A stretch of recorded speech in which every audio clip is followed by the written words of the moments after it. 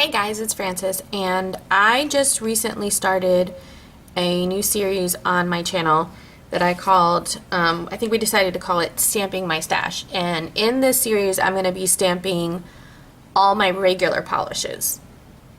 I know that stamping polishes can be a little bit expensive, and the ones that aren't expensive are really hard to get your hands on. Most of them you have to buy on, most of them, if not all of them, you have to buy online. And sometimes the shipping can be really either expensive or can take forever. And sometimes you can find regular polishes that stamp really, really well. So this is kind of my way of keeping track of what I have and knowing how each of my polishes stamp, and to share it with you guys so that if you have any of these polishes on hand or you thought about purchasing any of these polishes, you know what they look like when they stamp. I will say that most cream polishes will stamp. Now, to what extent they stamp is another story.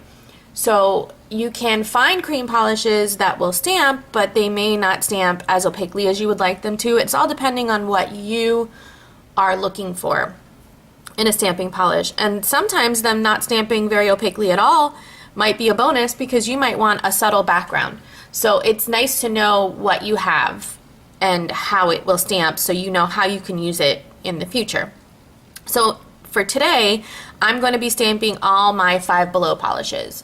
Five Below is a store that everything is $5 or less, and we recently had, I think within the last year, 2 of them open right around me. And this is a good and a bad thing. It's a good thing because the polishes are very inexpensive. Most of them are 3 for $5 or 2 for $5, and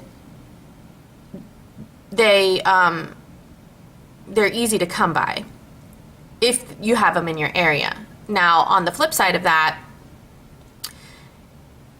I don't know if they have like polishes that will always be in their stock. I don't know if that's making sense to any of you guys, but you know, when you have Essie, you know that they have polishes that will always be there.